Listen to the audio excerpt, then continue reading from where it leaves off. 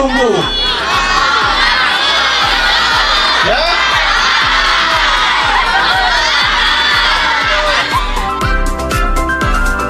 Tapi morfologis supaya tidak mudah kena osteoporosis, ya. Jadi kalau saya mengatakan simul Katolicus, semper Katolicus, ya. Pizza atau bakmio? Morebang. Yang keempat, mana area untuk bersaksi? Gere? Betul. Ini lupa diri, ya. Nah. Kemudian orang muda Katolik ini adalah anggota gereja apa? Jelas, ya. Sudah rayakan Sweet 17? Sweet 70? Oh, hampir, ya. Jawabannya sangat tulus, ya. Basis integrasi data umat keuskupan dan ONK menjadi bagian dari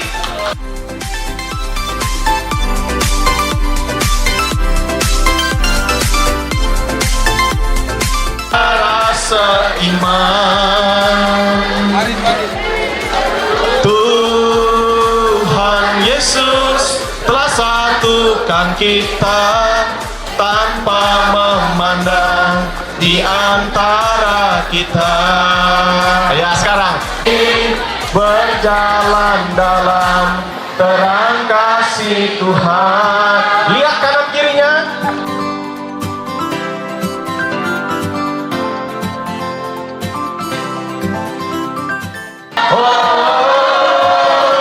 Kau saudaraku dan kau saudariku, tiada yang dapat memisahkan kita.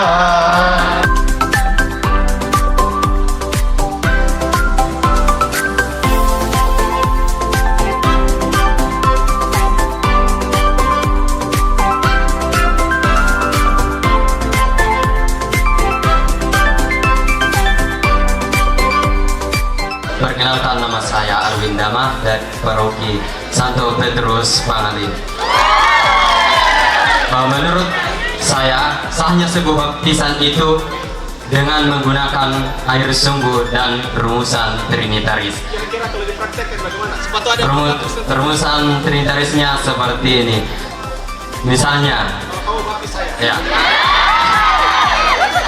Imade Markusuma, aku membaptis engkau dalam nama Bapa dan Putra dan Roh Kudus.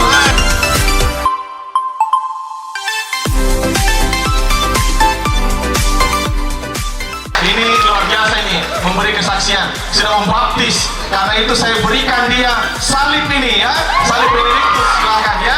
Selamat membaptis lebih banyak lagi, ya. Silakan.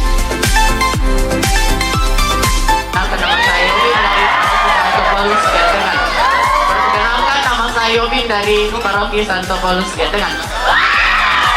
Perintah Allah, perintah yang pertama, jangan menyembah berhala, berbaktilah kepadaku saja dan cintailah aku lebih dari segala sesuatu. Yang kedua, jangan menyebut nama Tuhan Allahmu dengan tidak hormat. Ketiga, kuduskanlah hari Tuhan. Keempat, hormatilah ayah dan ibumu. Kelima, jangan membunuh. Keenam, jangan berzina. Ketujuh, jangan mencuri. Kedelapan, jangan bersaksi dusta tentang sesamamu. Kesembilan, jangan mengingini istri sesamamu. Dan kesepuluh, jangan mengingini milik sesamamu. Sekian dan terima kasih. Itu berapa lama kamu hafal? Wah, sudah hafal ini dari kelas 3 SD. Apakah hafalanmu sudah kamu amalkan? Saya sebagai manusia biasa, mungkin saya sering melanggar apa yang dimaksud. Betul, ya. Saya tidak punya oleh-oleh, tapi ini saya mau titip.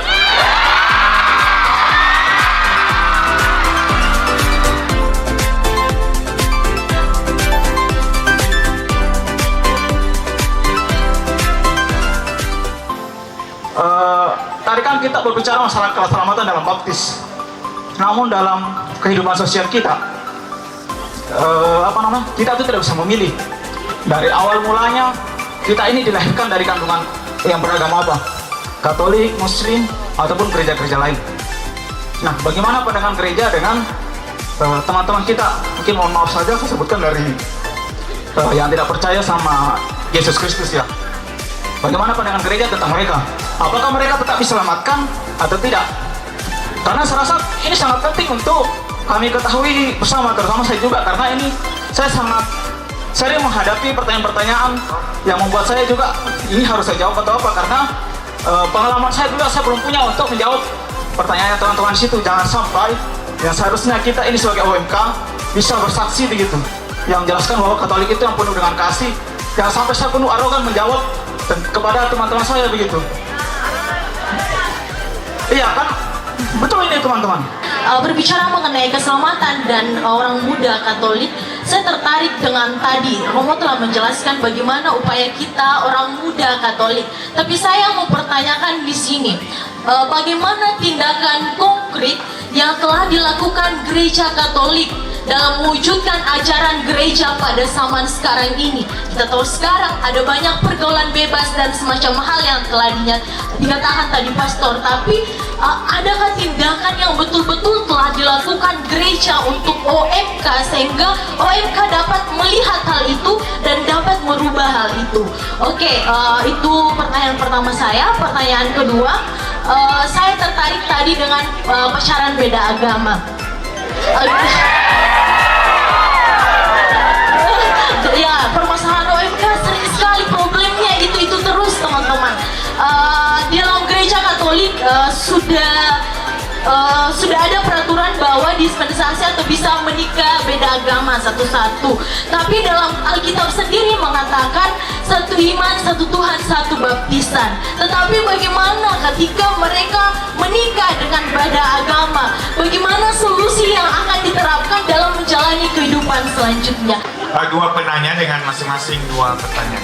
Kita mulai dari yang penanya tadi. Yang pertama tentang apakah teman saya atau orang lain yang tidak seiman dengan saya, tidak mengimani Kristus juga bisa memperoleh keselamatan. Lalu yang kedua, bagaimana menjelaskan kepada adik-adik atau teman lain mengenai pacaran beda agama itu. Mungkin itu Pastor, silahkan jawab. Pemenangnya ini ya. Siapa di sini yang lahir dari pohon? Ada? Tidak ada. Semua punya nenek moyang? Nenek moyangmu ya. Saya juga punya nenek moyang. Apakah nenek moyang kita yang 1 abad lalu sudah mengenal Kristus belum? Itu raja saja baru berapa tahun ini? 80? Baptisan pertama yang Katolik baru 80? Berapa lama ini gereja Katolik ini? Sudah 2000? Ini hitungannya, ini kalender apa ini pakai? Kalender Masehi. Sudah 2020? 3 tahun. Sekarang pertanyaannya, kalian yakin atau tidak nenekmu selamat? Hah? Yakin tidak? Saya ini mewarisi iman, persis seperti katakan oleh teman kita tadi, penanya pertama, menjadi Katolik karena nenek saya Katolik. Tapi nenek saya bukan dari sononya Katolik. Baru di tanah Sulawesi ini dibaptis tahun 75. Baru jadi Katolik. Sudah tua baru jadi Katolik. Ibu saya waktu menikah dengan bapak beda agama, baru dibaptis setelah kakak saya nongol. Itu berarti apa? Keluarga dari mama saya ini satu-satunya Katolik, saya punya mama. Apakah kakek saya yang meninggal 2019 yang lalu, kakek buyut saya yang ada di Pulau Dewata sana tidak selamat?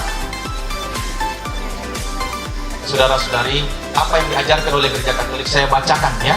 Nanti bisa dicari di Google, cari konstitusi dogmatis tentang gereja, namanya Lumen Gentium ya. Ditulis dalam artikel 16 demikian. Rencana keselamatan juga merangkum mereka yang mengakui Sang Pencipta, yang mengakui Sang Pencipta. Apakah saudara-saudari kita yang lain tidak mengakui Pencipta? Mengakui. Yang Hindu, kakek nenek saya, sepupu saya semua di Bali Hindu. Kalau namanya Om Swastiastu, kalau saya bilang Om mana Tante Santi Om, saya punya Om semua ya. Tapi itu sebuah doa. Om Swastiastu itu sapaan Shalom, sama saja itu ya. Mereka yang mengakui Sang Pencipta. Yang diantara mereka disebut bahkan jelas di sini, terutama kaum muslimin, kaum muslim ya, yang menyatakan bahwa mereka berpegang pada iman Abraham. Untuk teman-teman kita, saya punya mama angkat di Kendari itu Hajjah. Akui. Bahkan gereja mengatakan mereka yang tanpa bersalah tidak mengenal Injil Kristus serta gerejanya, tetapi dengan hati yang tulus mencari Allah dan berkat pengaruh rahmat berusaha melaksanakan kehendak Allah yang mereka kenal melalui suara hati, dengan perbuatan nyata dapat memperoleh keselamatan. Jelas? Kalau mereka yang dengan suara hati mencari Allah, mengerjakan hal yang baik, mengasihi sesama, bahkan lebih mengasihi sesama daripada yang sudah dibaptis, yang sudah menjadi Katolik, belum tentu perbuatannya Katolik. Itu yang saya katakan tadi ya. Meskipun sudah dibaptis, tapi kalau janji baptis tidak dihayati, it's nothing. Meskipun dimeteraikan, tapi tidak berbuah, imannya mandul. Maka juga keselamatan menjadi tanda tanya. Ini orang ini mau diselamatkan atau tidak? Tapi mereka yang dengan suara hati mencari Allah akan diselamatkan. Jelasin ya. Nanti lihat dulu terkait dengan apa yang menjadi tindakan gereja ya. Pertanyaan saya, hari ini orang muda semua kumpul di sini. Ini kegiatannya siapa? Hah? Kegiatannya siapa? OMK itu tadi berdiri sendiri enggak? Kenapa kalian datang ke sini? Ini yang harus dibangun kesadarannya. Kalian harus sekarang bangun, bukan hanya bangkit berdiri, tapi membuka pemahaman bahwa kegiatan ini adalah kegiatan yang dilakukan oleh gereja. Jangan datang ke sini kalau kamu bukan anggota gereja dan tidak menyadari ini adalah kegiatan gereja. Pulang, tidur di rumah, karena berarti kamu tidak sadar bahwa ini adalah wadah, adalah kegiatan yang diinisiasi, diorganisir. Ini tahun nih Pastor Patrio ini sibuknya bukan main bola balik dari stick park ke sini. Saya ini bukan hanya mengurusi OMK ini saja, tapi saya relakan datang ke sini, nyetir mobil sendiri dari Makassar. Yang sebetulnya saya lebih enak, saya berjalan-jalan di CPI di Makassar. Ngapain lihat muka-muka yang seperti ini? Tidak mandi lagi. Tapi ini adalah kegiatan gereja untuk melatih, membangun iman orang muda. Apakah seminar ini tidak bermanfaat untuk kalian? Belum pernah mendengar itu 7 sakramen seperti apa, dan dasar untuk menjadi OMK adalah baptis. Mungkin sudah dibaptis tapi lupa janji baptis. Inilah wahananya. Tapi ini dalam bentuk kolosal. Besok mungkin dibagi-bagi lebih kecil. Pulang ke paroki masih ada enggak kegiatan? Ini yang mesti menjadi wadah. Macam-macam kegiatan. Ada di sini anggota Legio Maria? Ada. Ada yang menjadi anggota kerahiman? Ada yang punya devosi kepada Bunda Maria? Nah, ini kecil sekali. Ini mesti diwadahi. Dan masih ada rekoleksi tidak diikuti? Ada yang pernah ikut rekoleksi? Itu wadah untuk memelihara iman kalian. Bersyukurlah, mungkin sudah sebagian dari kalian jadi misdinar. Saya nanti masuk seminari baru tahu namanya misdinar. Tetapi kegiatan sekami saya ikuti, kegiatan OMK di stasi. Saya ini dari anak stasi, anak kampung. Saya ikuti. Meskipun saya bergaul dengan macam-macam teman saya, Muslim, yang Hindu, yang Protestan, saya satu-satunya misalkan Katolik di kelas, tidak berarti iman saya redup. Kalau saya membuat kesaksian tanda salib, ya tanda salib. Jangan dalam gereja besar tanda salibnya. Begitu keluar, lebih kecil. Begitu di ruang publik, begini saja. Habis itu bilang, sudahlah, Tuhan melihat hati, dalam hati saja.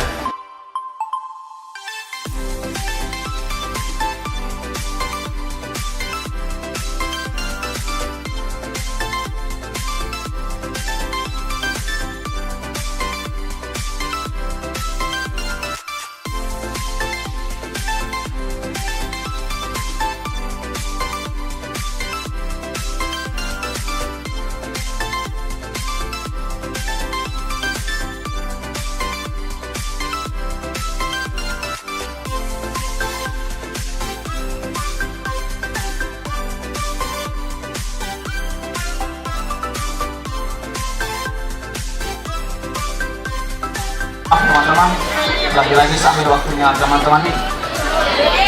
Jadi tidak, saya punya prinsip begini teman-teman.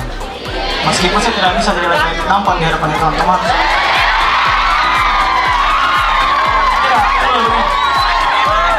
setidaknya saya bisa jadi laki-laki yang elegan.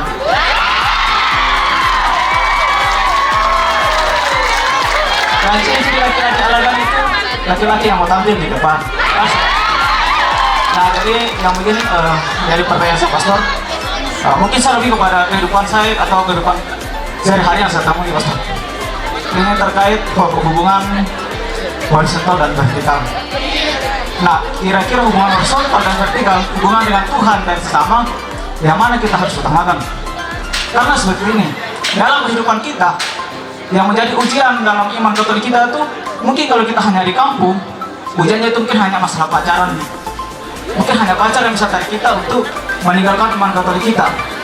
Tapi kalau kita sudah merantau di luar sana, atau saja jauh ke Makassar saja, begitu banyak persekutuan-persekutuan yang seakan-akan seperti apa ya? Saya begini pastor, saya pernah merantau di suatu tempat, di situ terdapat banyak persekutuan, dan mereka lebih mudah merekrut para kita-kita yang patah hati. Tidak, ini serius teman-teman. Para kita-kita yang patah hati, mereka doktrin dengan ajaran agama, ya kan? Bahkan saudara-saudara kita yang dari yang Katolik turut serta di dalam hal itu kan. Mereka berada di situ, mereka doktrin kita, bahkan kita dituntut untuk selalu berdoa kepada Tuhan begitu. Maka setelah kita pulang dari persekutuan, mau sini lagi, iya kan? Jadi apa, kita dituntut untuk bagaimana hubungan kita kepada Tuhan. Sementara dalam pemikiran saya bahwa bagaimana cara saya mencintai Tuhan saya buktikan dengan cara saya mencintai sesama saya. Dan itu terkadang ditolak oleh kelompok-kelompok seperti itu. Yang pertama, saya mau garis bawahi apa yang disabdakan oleh Tuhan Yesus. Kita bisa lihat dalam Injil Markus bab 12 ayat 30. Saya bacakan ya ini ya. Ini pertanyaan ahli Taurat kepada Tuhan Yesus. Lalu Tuhan Yesus menjawab, hukum yang terutama ialah, dengarlah hai orang Israel, Tuhan Allah kita, Tuhan itu Esa. Kasihilah Tuhan Allahmu dengan segenap hatimu, dan dengan segenap jiwamu, dan dengan segenap akal budimu, dan dengan segenap kekuatanmu. Dan hukum yang kedua ialah, kasihilah sesama manusia seperti dirimu sendiri. Apakah bertentangan kedua hukum ini? Inilah hukum yang utama, the golden rule. Kasih kepada Allah tidak bisa dipertentangkan dengan kasih kepada sesama. Demikian juga kasih kepada sesama tidak bertentangan dengan kasih kepada Allah. Maka kita diajak mengasihi Allah. Saya garis bawahi, mengasihi Allah dengan segenap hatimu. Dengan segenap hati. Hati ini pusat seluruh keputusan.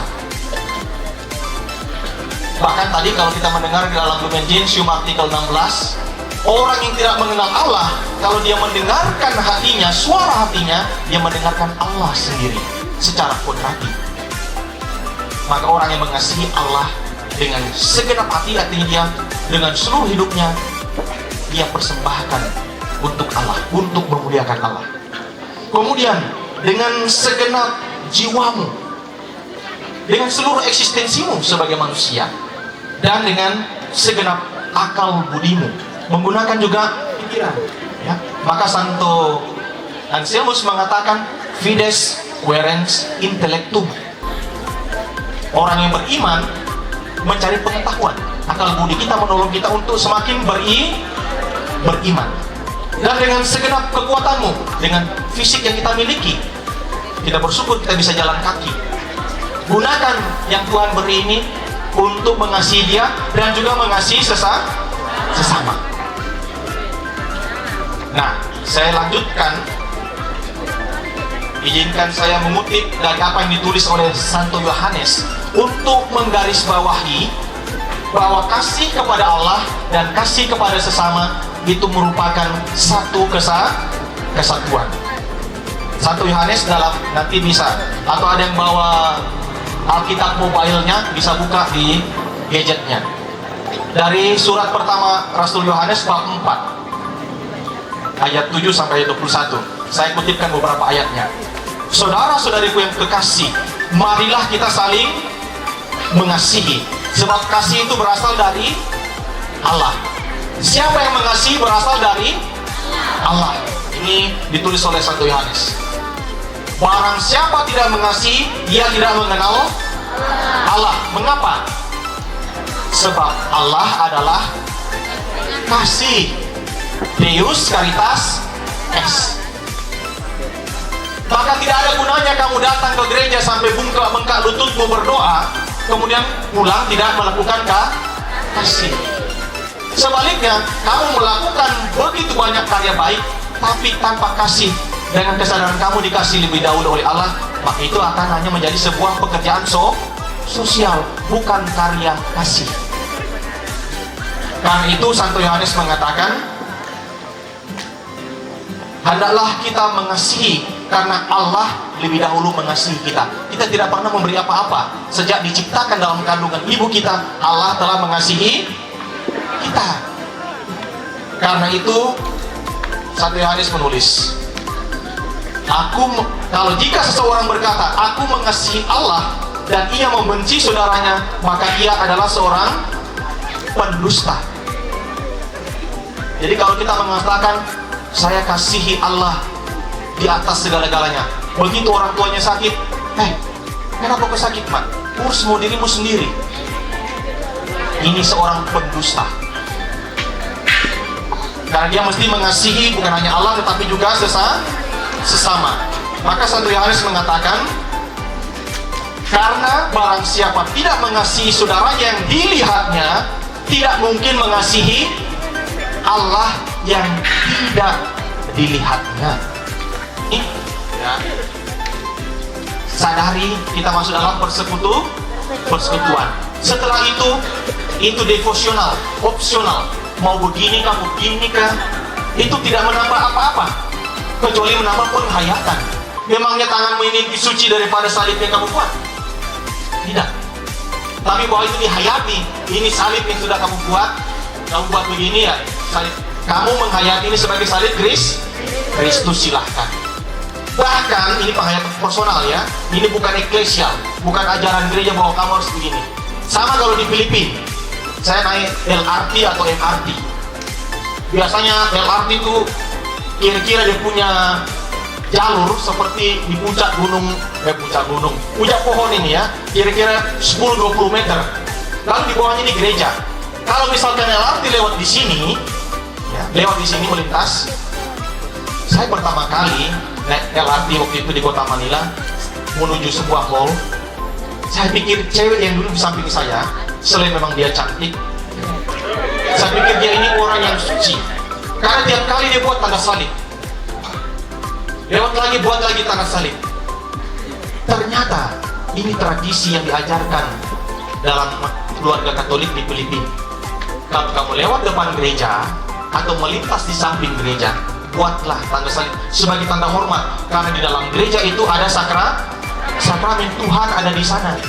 Maka bentuk penghormatannya buat tanda salib. Tapi tidak wajib. Apalagi kalau hanya buat tanda salib tanpa penghayatan, tidak ada gunanya.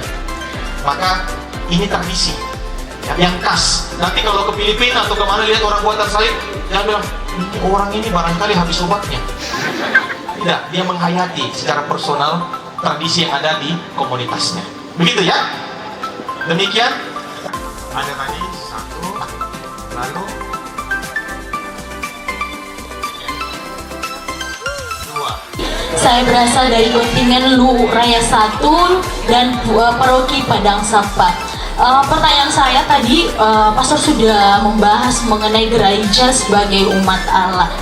Pertanyaan saya, seringkali kita OMK ingin mau menjadi terang dan garam dunia, tapi ada saja hambatan yang kita alami.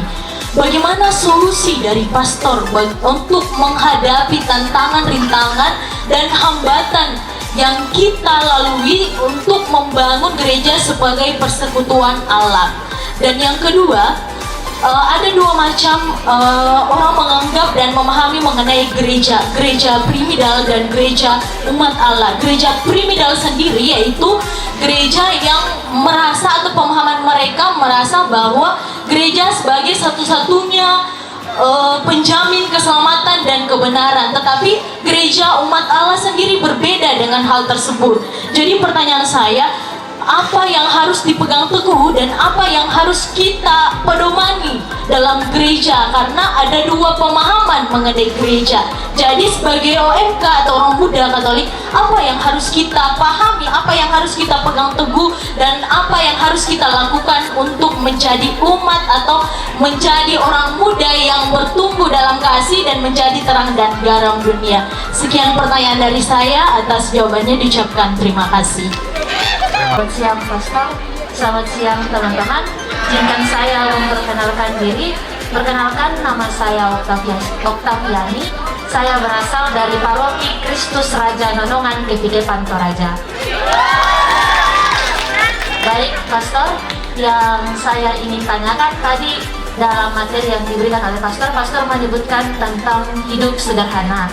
Yang saya ingin tanyakan ialah bagaimana hidup sederhana dalam pandangan gereja Katolik, karena kalau berbicara tentang hidup sederhana, seringkali orang mengaitkannya dengan konteks hidup yang sangat minimalis, artinya hidup yang benar-benar sederhana dan seperti lebih ke arah, minta maaf, lebih ke arah miskin daripada menghayati apa sebenarnya kata sederhana tersebut. Jadi yang saya ingin tanyakan, apakah hidup sederhana itu hanya mencakup tentang gaya berpakaian ataupun gaya hidup, ataukah juga mencakup tentang pola pikir orang yang menjalani hidup tersebut? Terima kasih. Itu menyebar kemana-mana setelah Saulus ditangkap oleh Tuhan, dari penganiaya menjadi pewarta kabar kebangkitan, kabar keselamatan. Terbentuklah gereja di mana-mana, bahkan sampai ke Roma. Namun tiba di Roma bukan langsung mendapat karpet merah, langsung diterima, tidak. Dianiaya dari satu kaisar sampai kaisar yang lain, terutama zaman Kaisar Nero. Di bumi hanguskan semua yang namanya Kristianitas. Namun ada salah seorang kaisar yang namanya Konstantinus yang yakin ketika maju berperang menggunakan simbol salib. In hoc signo vinces, itu tulisannya. Artinya dengan tanda ini engkau akan menang. Maka di panji-panjinya ini, kalian yang buat bendera ini dipasang di sana. Lalu menggunakan panji Kristus ini, pasukannya maju berperang dan menang. Kekuasaannya makin meluas. Sejak saat itu dia mengakui karena Kristus ada di pihaknya, dia menjadi pemenang. Maka umat Kristiani diberikan angin segar. Dikeluarkanlah namanya maklumat Edict Milan tahun 313. Sejak saat itu bahkan ibunya Santa Helena sangat menjadi pribadi yang Kristiani. Bahkan dia mengamankan salib yang digunakan untuk menyalibkan Tuhan di tanah suci, dibawanya ke Roma. Nanti kalau ada siarah bisa nanti melewati namanya Scala Sancta, tangga-tangga suci menuju tempat di mana diamankan salib itu. Sejak saat itu gereja mendapat kesempatan untuk bertumbuh secara bebas, bahkan dijadikan agama negara. maka muncul doktrin cuius regio eius religio. Apa agama raja itu juga agama rakyatnya. Itulah yang terjadi dengan kerajaan Spanyol dan Portugis. Agama rajanya Katolik, semua rakyatnya Katolik. Dan ini yang melahirkan gereja piramidal tadi, bahwa hierarki merasa di atas segala-galanya dan mengatur segala-galanya. Itu mulai berkembang dari abad ke-5, ke-6 sampai sebelum Konsili Vatikan kedua. Itu namanya gereja triumfalistik, merasa paling hebat. Akhirnya apa? Anjlok, terjadilah reformasi. Maka teman-teman kita, saudara-saudari kita yang di gereja-gereja lain itu muncul. Itu terjadi perpecahan mulai tahun 1054, gereja barat dan gereja timur. Sampai sekarang muncul istilah itu, gereja barat, West Churches, dan Eastern Churches. Kemudian perpecahan itu berkembang lagi ketika Martin Luther, seorang imam Agustinian, kemudian menyatakan penolakan terhadap beberapa doktrin dalam gereja Katolik. Yang lain diterima, tapi yang lain ditolak. Karena apa? Ada kolekte yang dikumpul begitu banyak untuk membangun St. Peter's Basilica abad ke-16. Sejak saat itu kemudian pecah, membentuk gereja-gereja yang otonom. Itu buah dari gereja yang piramidal. Itu berkembang terus sampai tahun 62 ketika Paus Yohanes ke-23 mengumandangkan dan membuka Konsili Vatikan kedua. Sejak saat itu aggiornamento, updating, gereja membaharui diri. Sejak saat itu paham tentang tadi gereja piramidal dibaharui. Sekarang kita hidup dengan gereja umat Allah, komunio. Jadi jangan dikacaukan, ya. Ini dibaharui, ya. Kita hidup sekarang, makanya kalian ini bisa berpartisipasi. Semua mengerti kalau misah, kan? Kalau dulu sebelum Konsili Vatikan kedua saya mengatakan in nomine Patris et Filii et Spiritus Sancti. Amen. Dominus vobiscum et cum spiritu tuo sursum corda habemus ad Dominum gratias agamus Domino Dio nostro dignum et justum est. Kamu ngerti apa?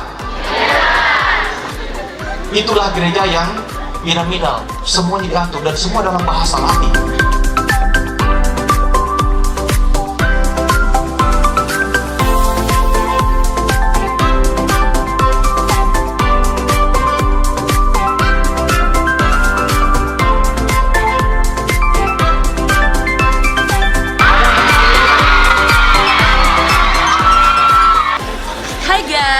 Jadi hari ini tuh kita lagi ada kegiatan namanya KYD, Camp Shoot Day 2023.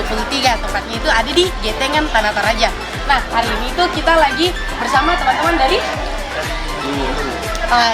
dari kontingen Luwu. Nah, teman-teman dari kontingen Luwu kan kita sudah 2 hari nih di sini. Nah, apa sih yang jadi tujuan utamanya deh untuk datang ikut kegiatan? Ayo jujur ya. Pertama tujuannya untuk supaya banyak mengenal teman-teman Oke. lain. Terus Sama lebih mendalam asik. Lagi ada enggak? tapi yang lebih penting cari cewek. Oke, mereka lagi cari cewek guys. Seiman. Cari yang seiman dia. Oh memangnya kalian ini belum dapet yang seiman? Belum. Mereka masih single guys. Jadi nanti boleh dicari ya teman-teman dari lu. Sorry, tapi kan sebelumnya boleh dong kita perkenalkan diri dulu. Oke, mulai dari kakak yang ini, namanya siapa? Perkenalkan, nama saya Sepurus Mangende dari PK Pandu. Halo, perkenalkan nama saya Arya Pertama dari kontingen PK Pandu. Perkenalkan nama saya Arif dari PK Pandu. Perkenalkan nama saya Kristianto, biasa disapa Ijong dari PK Pandu. Perkenalkan nama saya Rafael, biasa disapa Rafael dari kontingen dulu. Perkenalkan nama saya Pujat Berner, saya dari PK Pandu. Oke. Nah, jadi buat teman-teman yang masih penasaran tentang apa sih kegiatan yang kita di sini, tetap di sini ya. Bye bye. Halo guys, jadi Jadi sekarang kita lagi ngumpul sama ciwi-ciwi cantik yang lagi ikut kegiatan Come Shoot Day. Nah, boleh enggak kalau kita kenalan dulu? Kan ada pepatah yang mengatakan tak kenal maka tak sayang. Kalau sudah sayang, bisa dong ikut sakramen perkawinan. Terlalu jauh ya. Oke, mempersingkat waktu, kita kenalan aja. Nah, kakak yang ini namanya siapa? Perkenalkan, nama saya Nopri, saya dari KPK Panulu. Lanjut. Hai semua, namaku Manda dari KPK Panulu. Halo, nama aku Feby dari KPK Panulu. Halo, nama aku Hani dari KPK Panulu juga. Halo, nama aku Yori dari KPK Panulu. Halo, nama aku Aginta dari KPK Panulu. Halo, nama aku Melda, aku juga dari KPK Panulu. Halo semua, nama saya Mori, saya dari KPK Panulu. Nah, kira-kira apa sih yang jadi tujuannya ciwi-ciwi cantik ini ikut kegiatan Come Shoot Day? Dimana kan Come Shoot Day itu ada 5 KPK yang bakalan ngumpul di sini. Apa sih kak tujuannya? Tujuannya itu ingin menambah teman dan sekaligus menambah pengalaman. Apalagi ini pertama kalinya diadakan Come Shoot Day. Oke. Itu saja. Ada jawaban yang lain? Mungkin sedikit mirip kak seperti yang tadi sudah teman saya sampaikan. Jadi kayak ya kita kesini kan untuk nyari teman, cari kenalan, sekalian jalan-jalan, healing di jalan, terus main. Apalagi kan ada yang dari luar kota pengen datang ke Toraja, ikut KAMS, bertemu dengan ya siapa tahu yang kayak tadi kakak bilang bisa lanjut ke sakramen Perkawinan ya. Nah, ini kan sudah 2 hari. Kira-kira kan tadi tujuannya mau tambah teman. Sudah dapat belum sih teman baru? sudah dapat. Sudah, wih. Ada ya? Tadi pagi ada teman dari gimana itu? Temani mandi. Asik. Keluarganya. Dijagain atau ditemani mandi? Ditemanin. Dijaga. Oh, aduh. Oh, lah. Kirain cowok. Ya. Jadi kayak ambigu gitu. Keluarganya kita juga. Oke. Oke. Terima kasih ya buat ciwi-ciwi cantik yang sudah ikut sama kita. Bye-bye. Thank you guys. Hai guys, sekarang tuh kita lagi ngumpul dari teman-teman OMK Sulbar. Nah, ada pepatah yang mengatakan tak kenal maka tak sayang. Mari kita kenalan sama cocok ganteng. Halo teman-teman muda sekalian, perkenalkan kami dari KPK Sulbar. Saya Frater Kelvin dari Paroki Nusawa. Saya Fian dari Paroki Pamasa. Halo, saya Gabriel dari Paroki Baras. Halo, saya Jemmy dari Paroki Nusawa. Halo, saya Vincentius Toga dari Paroki Tondo Dewata. Nah, pasti teman-teman yang lain ini pada kepo. Kenapa mereka-mereka yang cowok-cowok ini mau ikut kegiatan Come Shoot Day? Boleh nggak sih teman-teman kita dijelaskan? Oke, teman-teman muda, kedatangan kami di Jatingan ini tentu saja dengan misi tertentu. Pertama-tama kami berangkat dari Sulawesi Barat, tempat yang jauh, dan teman-teman sebagian besar belum pernah ke Toraja. Mereka ingin menyaksikan atau mengalami bumi perkemahan atau perkumpulan OMK di Toraja ini. Nah, yang selanjutnya mereka ingin mengenal teman-teman muda yang lebih luas, terutama di wilayah keuskupan kita. Dari teman-teman ada yang lain? Ya, tujuan juga kami datang ke sini. Kami berempat ini masih jomblo. Harapannya nanti pulang dari tempat ini kami membawa ayang. Oke. Jadi buat teman-teman dari kepan lain, dari paroki lain yang ada kumpul di kegiatan Come Shoot Day yang lagi cari ayang, ayo.